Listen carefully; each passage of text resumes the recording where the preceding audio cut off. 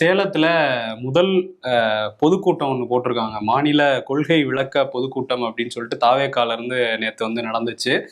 அதுல எல்லாரும் வந்து பேசினாங்க. விஜய் வந்தாரா? விஜய் வரல.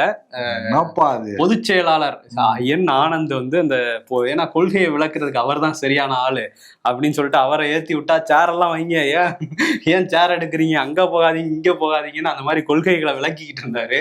ஏன் கொள்கையை விளக்குறதுக்கு விஜய் தகுதியான நபர் இல்லைங்கிறீங்களா? இல்ல, நான் அப்படி சொல்லல. நான் தான் சரியான ஆள் நினைச்சிட்டு அவரே வந்துட்டாரு. இந்த கொள்கையை இவரை விளக்குனா போதும், சேர் எடுக்காதீங்கப்பா, வைங்க, மரத்து மேல ஏறாதீங்கப்பாங்கிறது இவர் விளக்குனா போதும். அதுக்கு அங்க இருந்து மைக் செட்டுக்காரரே போதும். ஆனா இவர் சொன்னாதான் கேட்பாருன்னு சொல்லி இவரை பேச விடுறாங்க போல. அது இவங்களுக்கே சோசியல் மீடியால வேற மாதிரி போய்கிட்டு இருக்கு, ட்ராலா போயிட்டு இருக்கு.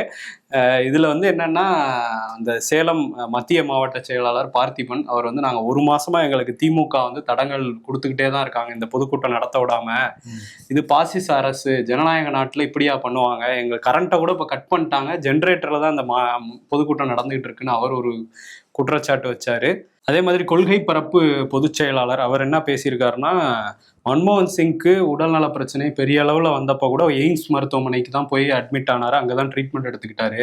ஆனா திமுக தலைவர்கள் ஒரு சின்ன தலைவலி வந்தா கூட எங்க போறாங்கன்னு பாருங்க, அவங்களுக்கே அரசு மருத்துவமனைகள் மேல நம்பிக்கை இல்லை, அந்த அளவுல தான் தரத்துல வச்சிருக்கிறாங்க அப்படிங்கிற குற்றச்சாட்டை வச்சிருந்தாரு. ஒருவேளை தமிழ்நாட்டுல எய்ம்ஸ் இருந்தா போயிருப்பாங்க.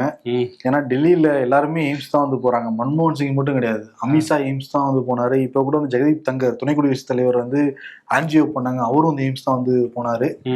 சரி, ஓகே. அதே கூட்டத்துல ஆதவ அர்ஜுனா வந்து பேசுறப்ப டிஎம்கே வந்து பேசி பேசி வளர்ந்த கட்சி, இப்ப அங்க பேசுறதுக்கு ஆள் இல்லை அப்படிங்கிறாரு.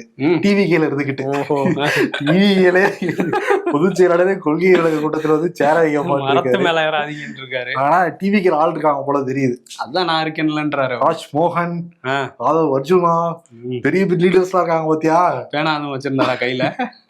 அப்புறம் என்ன சொல்றாரு, இந்த மோடியா லீடியான்னு கேட்டாங்க ஜெயில இருந்தப்ப.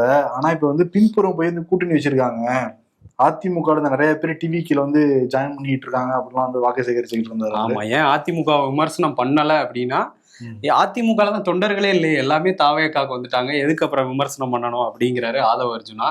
ஸோ இப்படிதான் அந்த கூட்டம் முடிஞ்சிருக்கு. எப்படி நீங்க பேனா எடுக்காம பேசுனீங்க? பேசியிருக்கலாம், சரி அது ரொம்ப கஷ்டமான ஜாபா இருக்கனால நான் அதை விட்டுட்டேன்.